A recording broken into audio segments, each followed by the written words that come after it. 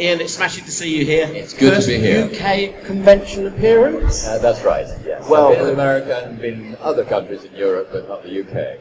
And it's funny because I live here. How does it compare so far? What are the other ones like? Very enthusiastic, very, very long queues, lots of people with lots of stuff they want signing, some very helpful, some a bit more conventional, but it's been a pleasure to do them all and continue to do it, I think until 6 o'clock, is that right? Yeah. And is this a quiet day because you're currently in the West End? Yeah, I'm in a play at the moment, in the heart of London, in the West End. It's got a slightly unusual title, it's called Bakersfield Miss. Bakersfield is a district outside Los Angeles, which is home to many trailer parks. And in this play, a woman in a trailer park, played by the great Kathleen Turner, thinks she's discovered a famous painting, and I'm the snobby art expert from New York, comes to tell her that she hasn't. And it's an hour and 10 minutes of good fun. And there are some cheap seats available, so if you feel like it, come along. I might see if the stage or up. Well, there you go. Make a note of that, guys. Kathleen Turner, well, I worked on Roger Rabbit years ago. Oh, right, so what do you know of her? Yes. Well, her cartoon form, yes. Oh, we've been boosted. Good. So, okay, well, let's take it right back to what everyone really wants to talk about. Sure. Can you remember getting the first call to get involved in Star Wars? Yes, I guess some of you'll know this story, because I've told it a few times, but I was at home minding my own business, and the phone rang, and my agent said, George Lucas wants to see you. And just as I was saying, oh, really? A car pulled up outside my window. And they said, oh, they're sending a car. I said, I think they've sent one. So I went downstairs, got in the car, went to L Street, and they started shooting on that very first movie, episode 6, that I was in. And I met George and Richard Marquand, the director. And we didn't talk about anything much the weather, it was perfectly pleasant. And on my way out, because I thought, well, that was 10 minutes, at least I've met him, And he said, oh, Ian, thanks for coming, great nose. And I thought, what did I even say? And then when I got home, the phone was ringing again, it was my agent, and he said, you've got the part. I said, well, that's exciting, what's the part? And he went, oh God, hang on, and looked through his notes. He said, it's called The Emperor of the Universe. So I said, oh well, guess I'll be doing it then. And the rest is history. There are no small parts. I hope, God. I didn't know it was going to turn out to be what it did, but then not many people did, I don't think, including George at that stage. And I'd heard that you'd been seen by someone in a play where you were heavily made up. I think how it happened, because they had cast somebody else, how dare they? But they were looking for the oldest person in the world, and at that time I was only 39 or something like that. And they cast someone who was in his 80s, a wonderful actor called Alan Webb, no longer with us. But he couldn't take the contact lenses tests, because I wore yellow eyes. And so they couldn't insure him. So at the very last minute, they needed an emperor. And Mary Selby, the great late Mary Selby, the casting director of those early films, I knew her quite well. And she'd also seen me play a very old man at the theatre upstairs at the Royal Court in London. For those of you who don't know it, it's a very small theatre, and in fact, in that I'd be as close to the audience as I am to you now, probably closer. And I played an aging, decaying Howard Hughes, and I had to look about 80, and just as if every limb was about to fall off. And so Mary saw that, and I guess she said to George, but I've never confirmed this with him, I know this guy who's in his 30s who could be believably very old. So they went, get him. And that's how it happened. But I had quite a high American voice in that, and the Emperor's voice evolved as we went into filming. And originally I thought that I might not be allowed to keep it, because as you will all know, the voice had already made an appearance. Anyway, it had already been heard in Empire Strikes Back. And that was Clive Revill, a very fine actor. And I got a tape of Clive Revill. And Richard Marquand said, if you can get your voice close to Clive's, they may let you keep it. I didn't know they were going to take it away. However, by then I started to talk in the deep Emperor's voice, and nobody had said stop. So I said, well, I'd just like to go on doing that if nobody objects. And I did. And then we went to the post-syncing, and in those days, practically the whole of the film was redubbed, just because of the inadequacy then of digital recording. Now, as you know, miracles could be worked. So I suppose that his final decision hadn't been taken, that would be the voice that would be finally in the movie. And when I was at the dubbing session, ADR as it's now called, additional digital recording, there was George, of course, and Steven Spielberg. And that was great. I'd never met him before. And he was very charming, he sat there, and I did a bit. And he went, "Oh my God, you're evil." And I think it was at that point I knew I got the voice for good. You know? So that's how it all began. You mentioned Richard Marquand. Yeah. I've been working on a Star Wars documentary where we interviewed people. And Yes.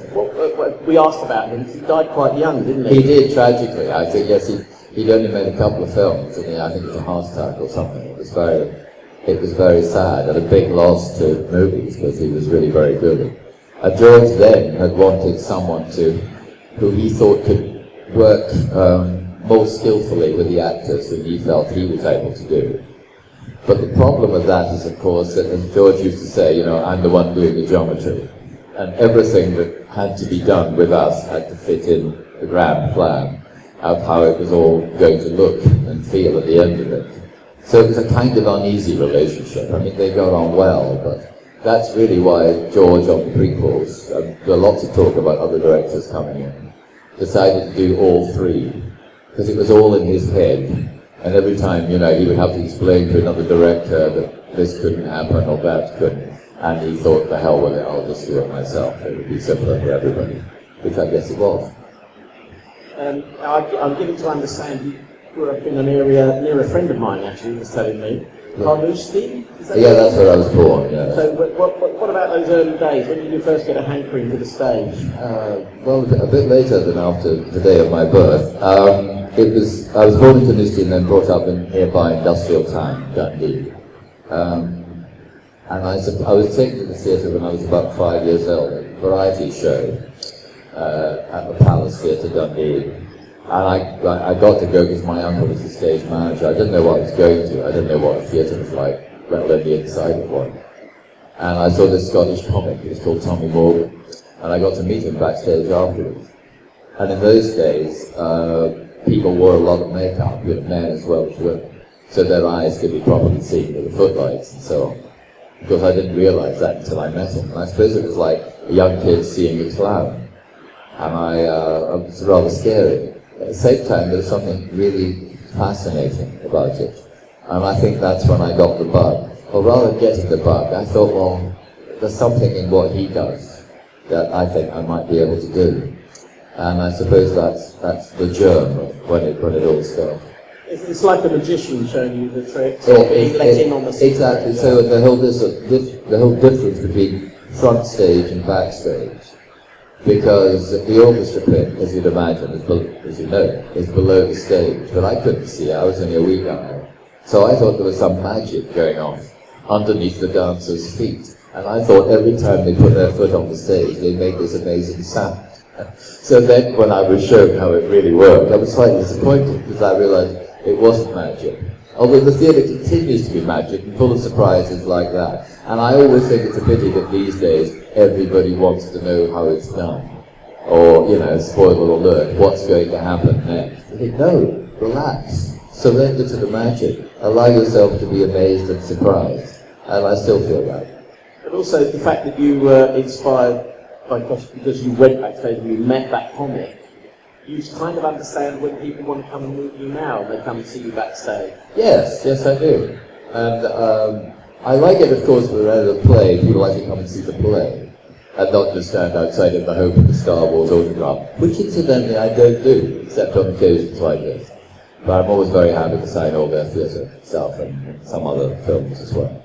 Would I be right in saying that your list of theatre credits is longer than your list of movie credits? Yeah, absolutely. And that's my first love, really, being on stage in front of living, breathing people, being a living, breathing person myself. There's most of them, I think. Yeah, and also in that context, sort of, you know, we've learnt our lines, you know, done our job, but anything can happen.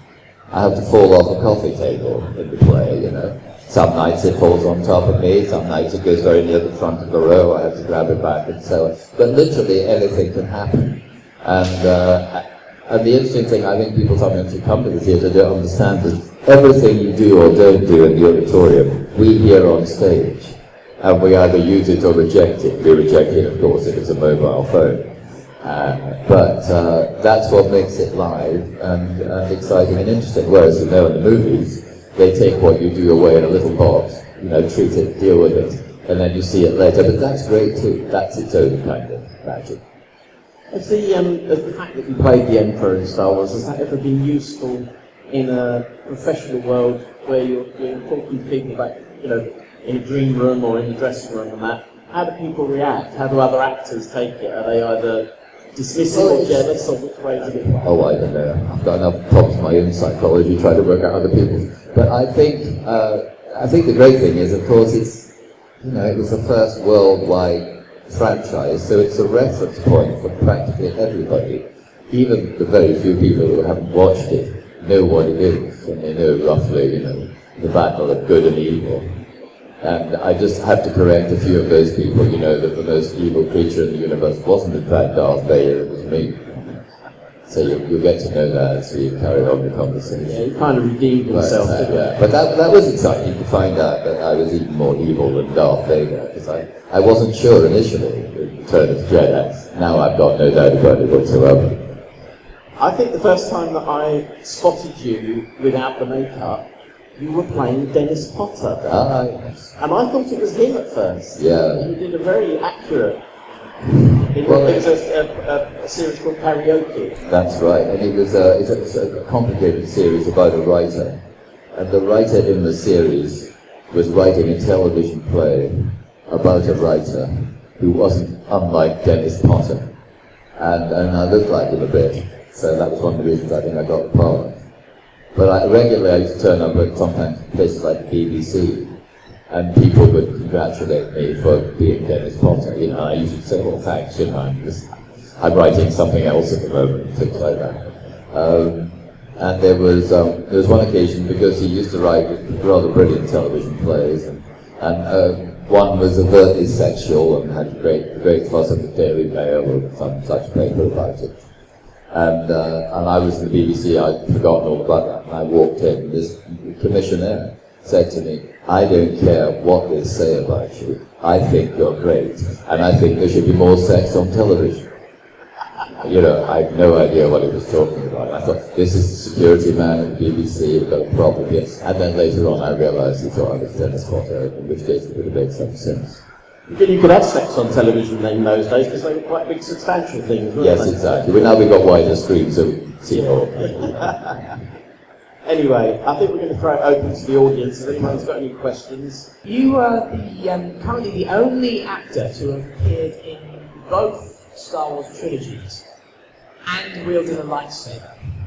I was wondering if you could tell us anything about how you came to learn the Jedi arts. How I became as skillful as I clearly was in that film. Yeah, I have to correct you, to my fury. I'm afraid the person who's been in all 6, and he's in episode 7, is Anthony Daniels. He holds the record. But no, he's never wielded a lightsaber, and please God, he never will, for all our sakes. Mind you, it was a pretty torturous occasion, me wielding one. And I did learn how to do that fight sequence with the great gentleman I had to play opposite. But I didn't learn it in any great detail, and they didn't expect me to be as athletic as subsequently I looked in the film. And I had a very good stunt double, who also looked a bit like me, and that isn't always the case with stunt doubles. And all I really had to do was do a lot of sort of active stuff and be furious in close-up. And then, of course, I saw it, and completely, until today, it's not true. Claimed it was me, and I'd been training for 6 months, and I'd given Ewan McGregor a few tips, and I taught him all he knew. Whereas, I was lucky. That day, actually, I was lucky still to be on my feet, because we'd shot the sequence where I turned into the monster. And I'd had 4 wind machines driven at me That's what wind machines are like in big films. In order that the hair, which of course was stuck on, goes. But the thing that they all forget or don't pay attention to is when they come towards you with tremendous gusts of wind, they also bring half the studio dust with them, and that goes down your throat. So I could sort of hardly speak after I'd done that into the saber sequence. This is all in one day, I believe. I thought, my God, they've got 2 years before this comes out. No, it all has to be done today. And then on top of that, at the end of that day, I had to do the scene in the opera with him, with the cameras on me. And I thought, well, they'll put the cameras on Haley and work today, on Friday, which it was, and they'll do me on Monday, not a bit of it. And I said to George, well, I'll do my best, and we didn't even have a chance to rehearse. I got the lines in my head. And I said, my voice might go at any time because I got all this dust in it. And he said, oh, well, if it does, we'll worry about that later. And I thought they would fix it, but not that I watch it regularly, but the last time I saw it, all I can hear is the dust in my throat. And I mentioned it to George after the film came out. He said it was just great, because he thought that was him in transition. That was the senator sort of turning into the Sith, so great. So if you're looking for transformation, get 4 wind machines to shove dust down your throat. It works miracle. And trying to concentrate on that scene at the end of the day with 2 terrific cameramen just in front of me, just at the level you are now. Because they used to film most of my stuff from the very unflattering below position, so I could look like Rupert Murdoch. No, you didn't hear me say that. I don't know how that came into the conversation. Anyway, in order to look as hideous as possible, and my God, they succeeded. And during the 20 takes, I think, that we did of the same scene, sitting where you were being as encouraging as you always was, a mobile phone went off about 4 times, and of course it was the producer. Can't win. However, I thought, well, that was a mess, they'll do it all over again on Monday. And so I came in on Monday all set to do it again. And George said, no, we like it, it's fine, we've got it. Now we'll move on. That's filming. It's a very good question, thank you. Down to the bank of dads down the front there. Wait for the microphone. Yeah, before, back of dad. I said, oh, go on, while you're there. We'll come to you next. Okay, thank you. It's a strange question, maybe. Did ever exist a moment that someone in your family or between your friends asked you, okay, I want to watch Star Wars with you? Did you ever watch any episode from Star Wars together with a friend? I suppose it must coincide with the odd friend. But I do remember when I went to the first showing, the cast and crew showing of Return of the Jedi. And I went with some friends, and our next door neighbours, in fact, and their very small son, who'd seen the first Star Wars film.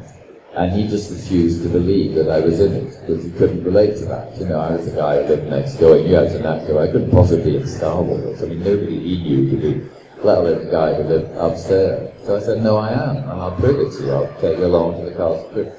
So he was still unconvinced until I came on the screen. Not looking too like myself, I hope, but with the voice. But then he looked at me very strangely. He was in the next seat, and he backed away. He sort of went like that.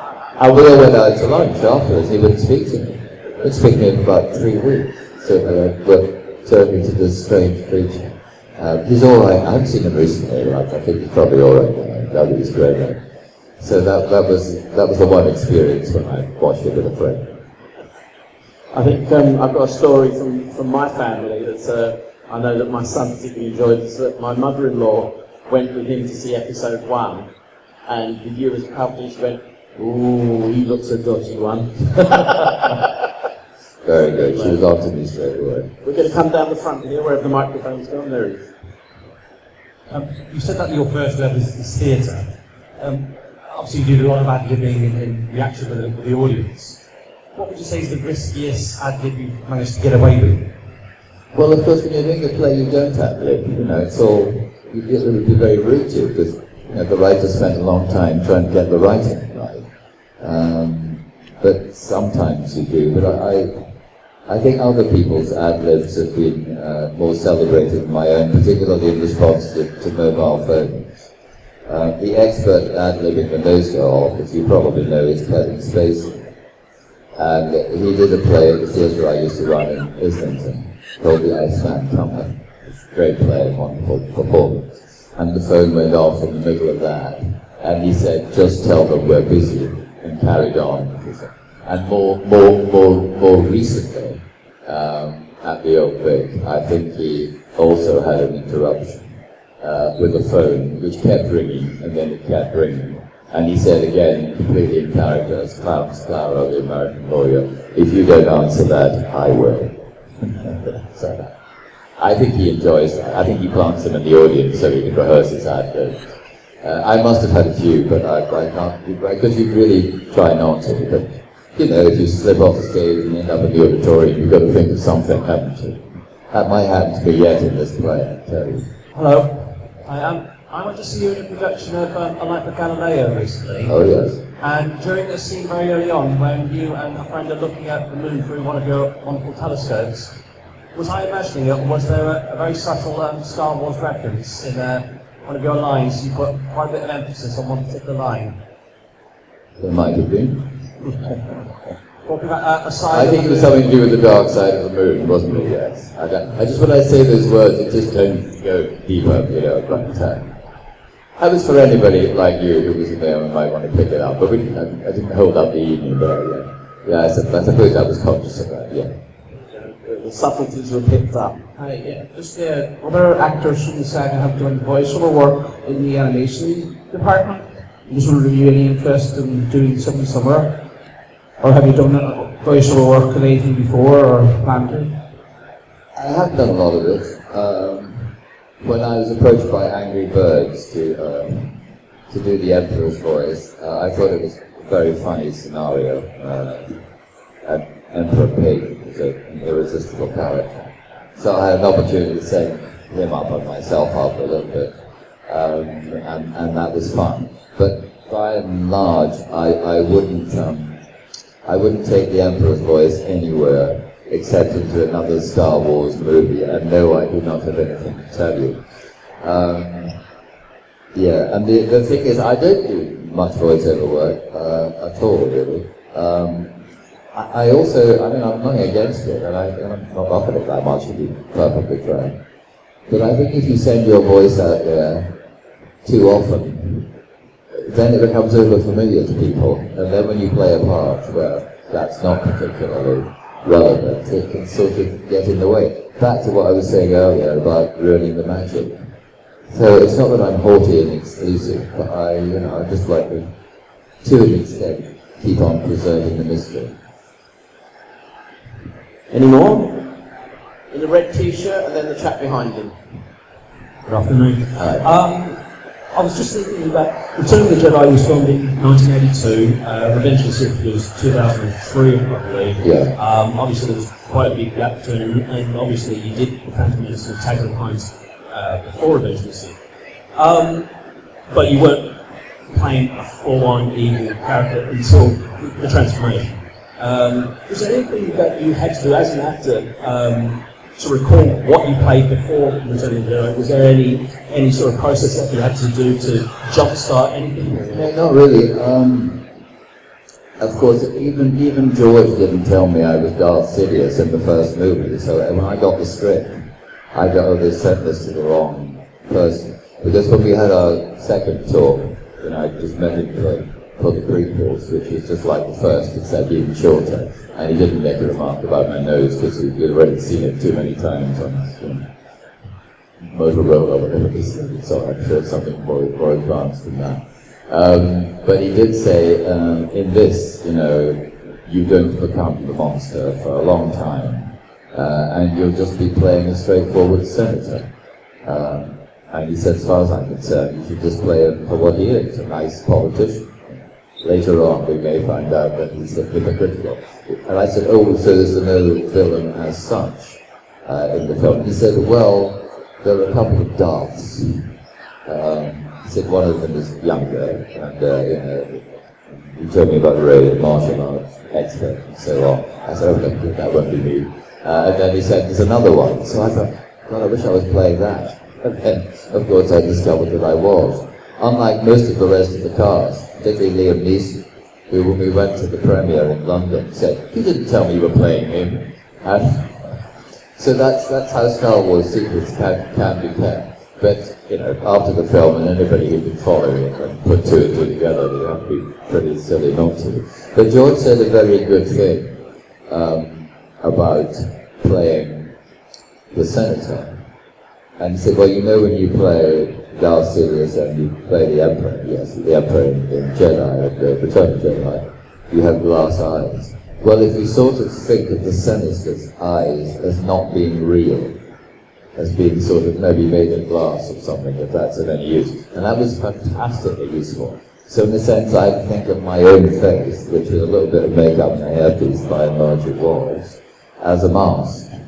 And so when I came to put on the mask of the Emperor, you know, then in a sense that was his true self. And that was a very useful thing to say to an actor. Not that I did anything, you know, I didn't sort of stretch it or do odd things in my eyes. But on all of the filming, that was in my head. So it was very useful because George was very insistent that I didn't give away any clues. You know, I didn't suddenly, you know, an evil look past my face. But every now and again, you might see the odd sort of odd twinkle. Put that in. And that was a very, for someone who doesn't think he's a director of actors, that was a really good director's note. That's a very good question. Stripy shirt there. What would you say is the best thing about being an actor, and what's your proudest achievement in your career so far? Oh, that's difficult. I don't think like that. I'll do my best to answer that. I think the greatest thing about being an actor is that you can, you don't become other people, but you have the opportunity to explore alternative lives and alternative ways of living for a brief time, you know, a couple of hours in the theatre or a day in the studio doing 2 minutes worth of filming. So you're able to go on to another plane, playing a fantasy, if you like, and experience things that maybe some other people experience that probably only in the privacy of their bedroom.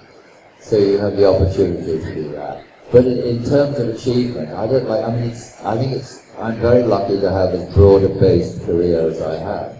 To be in the Star Wars saga, and to play many different and varying parts in the theatre, and now on television. Since I put in a plug for the stage play, I'll put in a plug for television series, Utopia 2. I won't tell you much about it because there are many spoilers to go. But Channel 4 we commissioned the series, start series 2 on Monday at 10 o'clock. 10 o'clock later because there's a lot of violence and good deal of swearing. And then the second episode is the following night, Tuesday night at 10 o'clock. And I'm a character who suddenly, it's not unlike Star Wars. I watched series 1, which I think is very good, and I know the writing quite well. And I didn't know I was in it when I watched that. And now I am. So that all might be explained if you watch on Tuesday night. Thanks for that. So that's another example of something that, you know, just came out of the blue. Watching something, think it was good, watching your fellow actors and so on.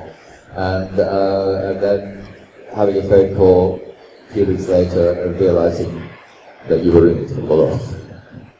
That makes no sense just now, but it might make sense if you watch next week. Well, Mr. McDiarmid, I was wondering, since you said that you wore a mask when you were playing Senator, politician Palpatine, who were you basing the politician off of? Like what characters, either from theatrical or real life?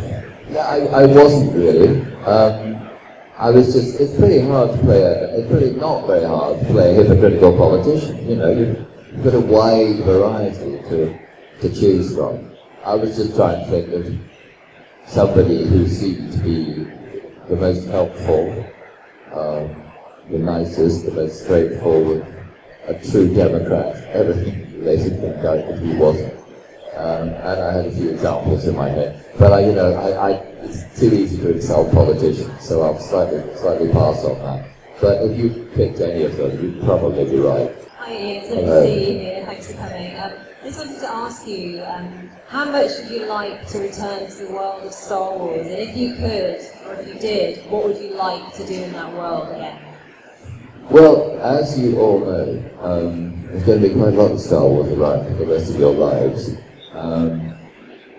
And we all know that Episode 7 is currently being filmed. Carrie's taking the day off to come here. I'm not in that, I'll tell you that categorically. Except nothing is definite in the Star Wars universe, you know, things can change overnight. But I'm only being coy, I'm definitely not in that. And as you know, he's dead by then. I know we believe in reincarnation and holograms and all the rest of it, but no, I'm not in any of that. But you know, they're going to take many twists on the story as the years go on, the work spin-off is used. And I dare say they may go back to a time, I've got no clues, I'm just speaking off the top of my head, when the Emperor ran the universe. And I don't want anyone else to play it, do I? So, it might happen, but I'm not being coy, I've got no more idea than you do. The answer is yes, you'd be up for it. Of course. Oh, yeah, nice seeing you. Just wanted to ask you if there's any actors or directors that you haven't worked with yet that you'd still like to work with, any plays or pieces of film that you might like to still do. Well, I guess there's a whole list, but again, I don't really think in terms of that. One of the good things, and you know, because I've done a bit about acting, is that I've just given you an example of with Utopia. You get a phone call, Star Wars is a good example, out of the blue, and then of course your life changes. So I quite like being in a state of, you know, suspenseful surprise, suspenseful potential surprise, but not too long, of course. Then it's called out of work. Every day I wake up thinking, oh, I'd like to do this today, and I change my mind. So there are various parts that actors of my age are sort of supposed to gravitate towards, and they're usually wonderful parts. And for that very reason, I tend not to gravitate towards them. But if one came my way, no, I'm not going to mention it. I might not resist it. I certainly would like to do more Shakespeare. I've done there are things I've done lots, but I've actually done very little. And just to be able to work with that kind of language, and also try and make it, as most actors do, as accessible as I hope the sentences I'm speaking to you now. I think that's one of the great challenges about the theatre, making great plays alive for people today, and not that they should come out of a sense of duty, or as they count their whole stretches when they don't know what's going on in their board screen. Because they don't have to be. I mean, it's not that difficult really for actors to communicate those great plays to an audience. So I suppose I'd like another chance to do that before too long. Well, one way to get parts, I suppose, is to run your own theatre. You mentioned running Yes, something in I ran the Almeida Theatre with another, he was a then actor, John Gilbert, now a very successful director. It was between 1990 and 2002, and that was very exciting. And it was great because you could ask all the actors who wanted to come and work with you to work with you, people like Kevin Spacey, Ray Fiennes, Juliette Binoche, Liam Neeson, I could go on and on and on. And the first person to say yes was Glenda Jackson, just before she left the professional stage for the amateur stage. That's an old joke, by becoming an MP. But she's not going to be an MP in the next election, which is probably sad for her constituents. But it might be great for the rest of us, because she might come back to acting. She might not. Hope she does. Being here, I would like to know what did you think about playing with a Tim Burton movie like Sleepy Hollow, for example, and in a different world. You know, the Star Wars saga is one world, and Tim Burton is another one. Tim Burton. Tim, yes. Yeah. Thank you very much. Yeah, they were completely different, completely diverse. Great fun, both of them. Sleepy Hollow was the interesting thing about that, having come from quite a lot of blue and green screen. There may have been a bit of it, but by and large, I don't think there was any of it actually, but I may be wrong. But working again on huge, realistic sets, down at Watford at Leiston. I mean, they built of wood. It was so beautiful. I kept thinking how marvellous it would look on stage, you know, trees and everything.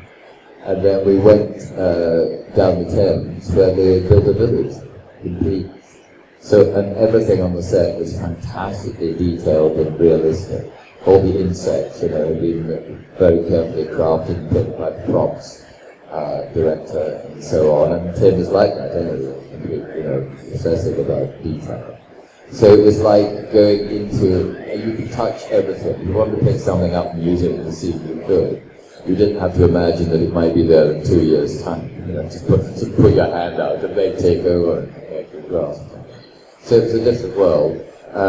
It was also full of a lot of actors who knew each other well, so it was a good laugh. People like Michael Gambon and the late Richard Griffiths in the same room was guaranteed to make you laugh. Not to mention Johnny Depp, who's very amusing, fine actor too. So it was a very joyous shoot, and Tim liked to have a lot of fun and realised that the fun off camera could contribute to the fun on. So it was, that was a good thing to do. It's always good to look forward to going to work, and I very much look forward to coming here today, particularly to meet you. Thank you for making your first UK convention appearance. Ladies and gentlemen, I'd like to thank Jan Gilbert. Thank you very much.